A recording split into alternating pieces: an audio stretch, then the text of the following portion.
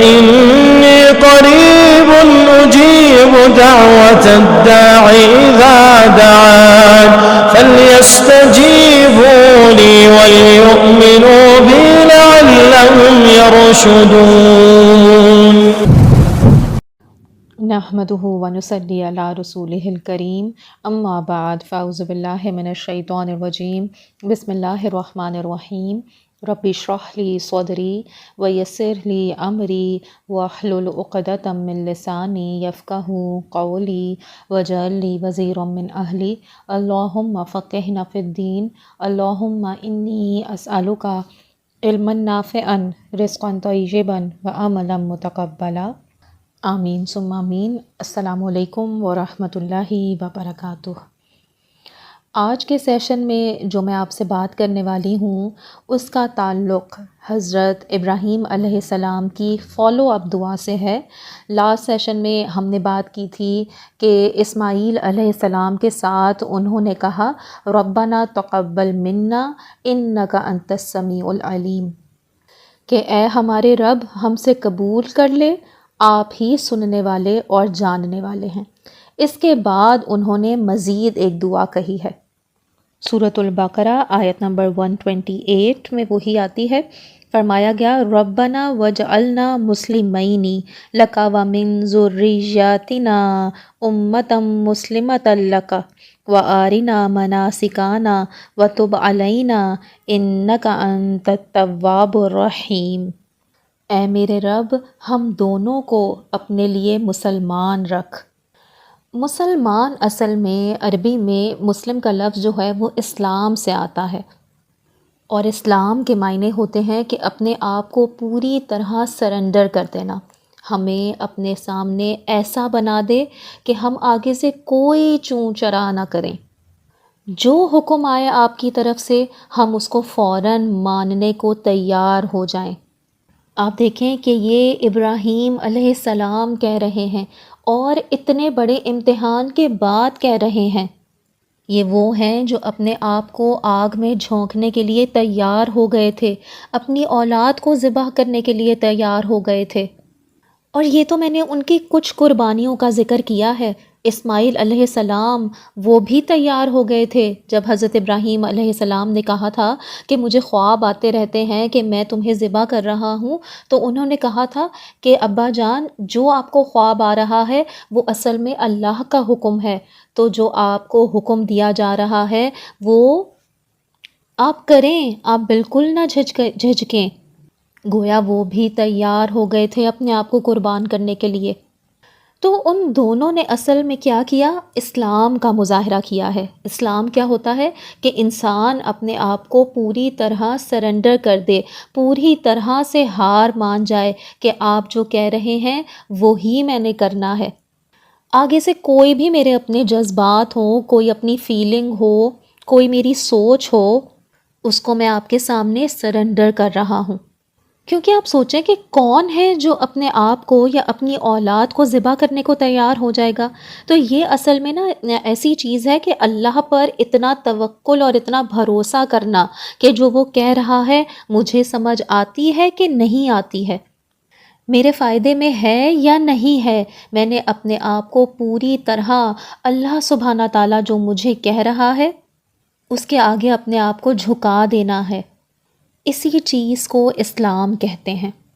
کیونکہ آپ دیکھیں کہ ہم نے دیکھا کہ جب انہوں نے اتنا عظیم کام کیا، کعبے کی تعمیر کی، تب بھی وہ اس وقت اتنا بھروسہ نہیں رکھتے اپنے اوپر کہ یہ قابل قبول ہے کام کہ نہیں. ربنا تقبل منا. اسی طرح میں نے پہلے جو اپنی زندگی میں جتنے بھی اچھے کام کیے ہوں، جتنا بھی اسلام رہا ہو میری زندگی میں، ہر بار میں نے اللہ سبحانہ تعالیٰ کی بات مانی ہے، اپنی بات نہیں مانی. میں نے اپنے دل کی بات کبھی نہیں مانی، اپنے جذبات کی نہیں مانی، لالچ کی بات نہیں مانی. میں نے ہمیشہ اللہ تعالیٰ کے سامنے سرنڈر کیا ہے. تو اس کا مطلب یہ نہیں ہے کہ یہ جو کوالٹی میرے اندر ساری زندگی جو رہی ہے یہ پرماننٹ ہے. اب تک جو رہی ہے تو گارنٹی سے کہ یہ آگے بھی میرے اندر رہے گی اور میں یہی کروں گا؟ نہیں، اس کا تعلق اللہ تعالیٰ سے ہے. میں جتنا بھی اچھا کر لوں، میں جتنی بھی کوشش کر لوں، میں جتنا اچھا اکمپلش کر لوں، میں کچھ بھی پا لوں، جتنا بھی لوگوں کی نظر میں اوپر ہوتا چلا جاؤں، مجھے پتہ ہے اور میرے رب کو بھی پتہ ہے۔ جیسے حضرت موسیٰ علیہ السلام جب مدین میں گئے تھے پانی کی تلاش میں، اور جب صحرا میں گم ہو گئے تھے، تو وہاں پر پانی کے پاس انہوں نے لوگوں کا ایک گروہ دیکھا تھا۔ قوم کا لفظ بھی امت کے لیے استعمال ہوتا ہے، نیشن کے لیے ناس بھی استعمال ہوتا ہے۔ اس میں فرق کیا ہے ان دونوں میں؟ اصل میں امت کا تعلق جو ہے نا وہ اماں یا امو سے ہے، اور اس کے معنی عربی میں ہوتے ہیں کہ کسی خاص طرف اپنا مقصد کرنا، اور اسی سے اصل میں لفظ تیمم آتا ہے۔ تیمم ہوتا ہے نا کہ آپ پانی کی یا مٹی کی تلاش میں ہیں، آپ کسی چیز کی طرف قصد کرتے ہیں، اپنا مقصد کرتے ہیں، اسے تیمم کہا جاتا ہے۔ تو اماں یا امو اسی لیے عربی میں یوز ہوتا تھا، اور اس لیے کہ آپ ساری ایک امت ہیں، تو اس کا مطلب ہے کہ آپ سب کا مقصد ایک ہی ہے۔ تو وہ لوگ جو موسیٰ علیہ السلام کے قصے میں پانی پلا رہے تھے اپنے جانوروں کو، اس وقت ان سب کا مقصد ایک ہی تھا، اپنے جانوروں کو پانی پلانا، اسی لیے ان سب کو امت کہا گیا ہے، ایز نیشن، قوم نہیں کہا۔ آپ اور قوموں کو دیکھیں گے تو انبیاء نے کہا یا قومی یا قومی یا قومی، لیکن ہمیں قومن وسطا نہیں کہا، امتن وسطا کہا۔ تو یہاں پر حضرت ابراہیم علیہ السلام کی دعا میں جو لفظ امتن استعمال ہوا، انہوں نے کہا نا ربنا وجعلنا مسلمین لک ومن ذریاتنا امتا مسلمتا لک۔ اس میں اشارہ یہ ہے شاید کہ حضرت ابراہیم علیہ السلام کہہ رہے ہیں کہ ہماری اولاد میں سے ایک گروہ تو ایسا ہو، ایک سب سیٹ تو ایسا ہو جس کا مقصد اور جس کا پرپس وہ لوگ اس میں ایک طرح سے نا سب ایک ساتھ ہوں، جمع ہوں، اور اس ایک مقصد پر قائم ہوں۔ وہ کیا مقصد ہو؟ کہ وہ انہوں نے نا اسلام کو قائم کرنا ہو، اپنی زندگی میں اسلام کو لانا ہو، اسلام ان کا مقصد ہو، اللہ تعالیٰ کے سامنے اپنے آپ کو سرنڈر کرنا ان کا مقصد ہو۔ کم از کم ہمیں اور ہماری اولاد کو یہ سمجھ دے دے۔ اس دعا کی حکمت آپ سمجھ رہے ہیں کہ وہ جو پہلے اللہ سبحانہ تعالیٰ نے کہا تھا کہ میرا وعدہ جو آپ کو لیڈرشپ کا وعدہ تھا وہ تمام ظالموں تک ایکسٹینڈ نہیں ہوتا، وہ سب پر اپلائی نہیں ہوتا، اسی طرح اللہ سبحانہ تعالیٰ نے ان سے کہہ دیا تھا کہ جو آپ کی اولاد میں سے کفر کرے گا میں اسے تھوڑا بہت کچھ نہ کچھ کھانے پینے کو، انجوائے کرنے کو، زندگی کی نعمتیں اس کو دوں گا، اور پھر اس کے بعد اس کو جہنم کے عذاب کی طرف بھیجوں گا۔ باقی رہ گئے تھے، یعنی آپ دیکھیں کہ نا ایک قوم ہوگی جو کہ اچھی بھی ہوگی، اب ان کے لیے دعا کی جا رہی ہے کہ ان کو بھی اپنے لیے مسلمان رکھیے۔ وَمِن ذُرِّيَّتِنَا أُمَّةً مُسْلِمَةً لَكَ، اور اپنے آپ کو اور اسماعیل علیہ السلام کو اور آنے والی نسلوں کو جو ان کی اولاد میں سے ہوں گی ان سب کو جمع کر کے پھر انہوں نے کیا کہا؟ اس سے آگے دعا کا اگلا حصہ آرینا مناسکانا وتب علینا، کہتے ہیں کہ وہ جو خاص قسم کے عمل جو حج ہے یا عمرہ ہے اس پر جانا یا طواف کرنا، عمرے پر جا کر جو طواف کرنا ہوتا ہے وہ خاص نمبر ہے، 7 دفعہ کرنا ہوتا ہے، صفا اور مروہ کے درمیان سعی ہوتی ہے، وہ خاص ہے، ایک خاص عمل ہے۔ اسی طرح نماز میں ہمارے خاص مناسک ہیں، جیسے ہم وضو کرتے ہیں وہ خاص مناسک ہے، پھر اسی طرح ہم جو نماز پڑھتے ہیں اس کی ڈائریکشن کیا ہوتی ہے، رکعت کتنی ہوتی ہے، رکوع میں کیا کرتے ہیں، سجود میں کیا کرتے ہیں، یہ ساری چیزیں کیا ہیں؟ مناسک ہیں۔ اللہ سبحانہ تعالیٰ سے انہوں نے دعا کی ہے کہ جو آپ کے لیے خاص اعمال ہیں جو قابل قبول ہیں وہ ہمیں سکھا دیجئے، آرنا مناسکانا۔ یہاں پر ایک سائیڈ نوٹ میں آپ کو اشارے سے میں آپ کو ایک بات بتاؤں تو وہ یہ ہے کہ اللہ سبحانہ تعالیٰ نے نا اس میں ہمارے دین میں اللہ تعالیٰ نے اپنی عبادت کے لیے ایک بہت بڑا دروازہ کھولا ہے، دعا کا دروازہ۔ دعا ہر انسان سے قبول ہو سکتی ہے، کسی بھی زبان میں قبول ہو سکتی ہے، یہاں تک کہ قرآن میں ہم نے دیکھا کہ جنات بھی دعا کر لیتے ہیں، اور اصحاب الکہف کے قصے میں ان کا نہ تو کسی نبی سے تعلق ہے نہ کسی علمی سرکل سے تعلق ہے، ان کے دل میں جو باتیں انہوں نے اپنی زبان میں کہیں اللہ تعالیٰ نے اس کو عربی میں قرآن میں ریکارڈ کر لیا۔ دعا کا فلسفہ کیا سمجھ میں آ رہا ہے؟ کہ ہر انسان چاہے وہ کسی بھی کلچر میں سے ہو، کسی بھی زبان میں سے ہو، کسی بھی بیک گراؤنڈ سے ہو، جو دعا کرے گا میں اس کی دعا کا جواب دوں گا۔ اجیب دعوت الداعی اذا دعانی، اسی صورت میں ہے یہ دعا، سورۃ البقرہ ہی کی آیت نمبر 186 میں اللہ سبحانہ تعالیٰ کیا کہہ رہے ہیں؟ اللہ کہہ رہا ہے کہ جو بھی مجھے پکارے گا میں اس کی پکار کا جواب دوں گا۔ اسی لیے آپ دیکھیں کہ نماز میں آپ یہ نہیں کہہ سکتے کہ میں نے اللہ تعالیٰ سے بہت زیادہ قریب ہونا ہے تو میں مغرب میں 3 رکعتوں کی بجائے 5 رکعتیں پڑھوں۔ جو مناسک ہیں وہی کرنے ہیں۔ اسی طرح حج پر جائیں اور کہیں کہ نہیں میں نے 7 طواف نہیں بلکہ 15 طواف کرنے ہیں کیونکہ میں اللہ تعالیٰ سے بہت زیادہ محبت کرتی ہوں۔ نہیں، ایسا نہیں ہے، آپ نے 7 ہی کرنے ہیں کیونکہ اس کی بڑی اسپیسیفک اور خاص انسٹرکشن ہے کہ یہ کیسے کرنا ہے، کب کرنا ہے، کس طریقے سے کرنا ہے۔ تو یہ جو پرسکرپشن ہوتی ہے نا کہ یہ اتنا کرو اور اتنا نہ کرو، اس وقت کرو اس وقت نہ کرو، نمازوں کے خاص ٹائم ہیں، خاص رکعتیں ہیں، حج کے خاص مناسک ہیں۔ تو اب آپ دیکھیں کہ جو ابراہیم علیہ السلام نے دعا کی ہے اس کے پیچھے پورا فلسفہ بھی ہے۔ وہ کیا ہے کہ یہ جو مناسک ہوتے ہیں نا کہ خاص خاص کب کرنا ہے، کیا کرنا ہے، یہ صرف اللہ سبحانہ تعالیٰ ہی دکھا سکتا ہے۔ انسان کے بس میں نہیں ہے کہ وہ اپنی ہی طرف سے کوئی پرسکرپشن بنائے کہ یہ اگر میں اتنی دفعہ کروں گا تو اس کا یہ اثر ہوگا، یہ میں اتنی دفعہ کروں گی تو اس کا یہ اثر ہوگا، یہ میں اتنی دفعہ نہ کروں اور جیسے 10 دفعہ کر لوں تو پھر اس کا اثر دیکھتی ہوں کہ کیا ہوگا، بڑا زبردست ہوگا۔ یہ جو پرسکرپشن ہم بناتے ہیں نا، یہ کبھی کبھی کچھ نا آپ دیکھیں کہ اس طرح ہوتا ہے کہ کلچر میں ہوتا ہے کہ جیسے ملیشیا کا کلچر لے رہے ہیں، وہاں پر چاکلیٹس جو بنتی ہیں جو وہ بیچتے ہیں تو ایک ہی چاکلیٹ ہوتی ہے، ایک ہی برانڈ ہوتا ہے اور ایون فلیور بھی ایک ہی، لیکن نا پیسز میں فرق ہے۔ جیسے آپ دیکھیں کہ 3 مختلف چاکلیٹ بارز پڑھی ہوئی ہیں اور تینوں کی نا مختلف پرائسز ہوں گی۔ جیسے آپ دیکھیں کہ ماجرا یہ ہے کہ فرق پرائسز کیوں ہیں؟ آپ دیکھیں کہ چاکلیٹ فیکٹری میں نا قرآن پلے کرتے ہیں وہ اسپیکر پہ، اگر ایک بار پر 20 دفعہ قرآن پلے ہوا ہے تو اس کی یہ پرائس ہے۔ دوسری چاکلیٹ بار پر 100 دفعہ قرآن پلے کیا گیا ہے تو اس کی یہ پرائس ہے، اور ایک چاکلیٹ بار پر 500 دفعہ قرآن پلے کیا گیا ہے تو اس کی یہ پرائس ہے۔ تو اس کی نا برکتوں سے چاکلیٹ آپ کھائیں گے۔ تو یہ تو نا انہوں نے ایک پورا ایک نا آپ کہہ سکتے ہیں کہ ایک پرائس سٹرکچر بنا دیا پورا مذہب کے نام پر۔ اسلام سے پہلے یہ ساری ایک انڈسٹری تھی۔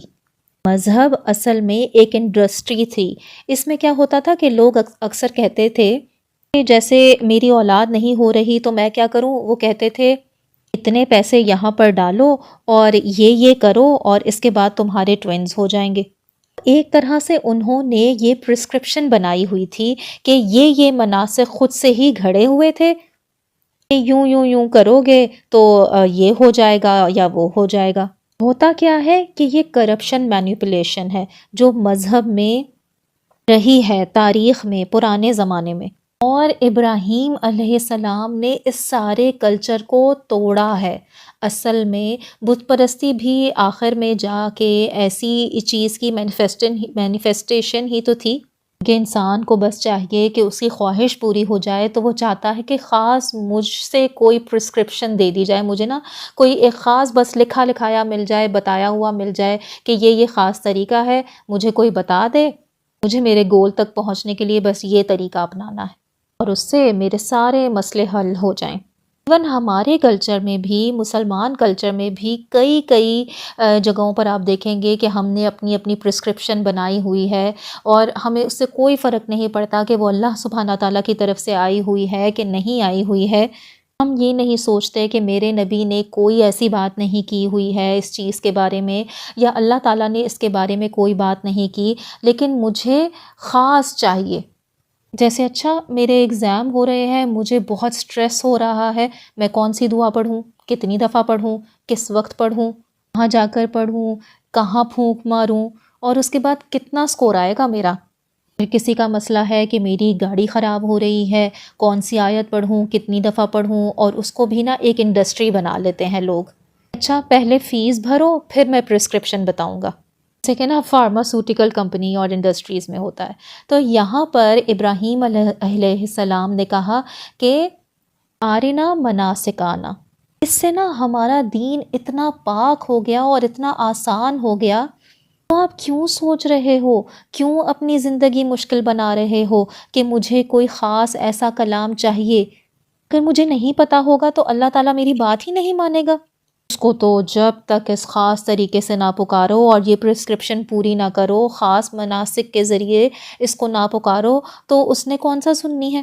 یاد رکھیے کہ کچھ چیزوں کے لیے بے شک نبی صلی اللہ علیہ وسلم نے دعائیں بتائی ہیں، جیسے گھر میں داخل ہونے کی دعا بتائی ہے، کوئی بیمار ہو جائے تو اس کے لیے دعا بتائی ہے، وہ مسنون دعائیں ہیں، ثابت دعائیں ہیں، اور ان کو استعمال کرنا چاہیے۔ لیکن اس کے آگے جا کر آپ اپنی طرف سے گھڑنا شروع کر دیں، یہ آپ کی غلطی ہے۔ جو چیزیں دین کا حصہ نہیں ہیں وہ کہاں سے آئیں؟ کس نے یہ ریچولز بنائے، یہ سروسز شروع کیں؟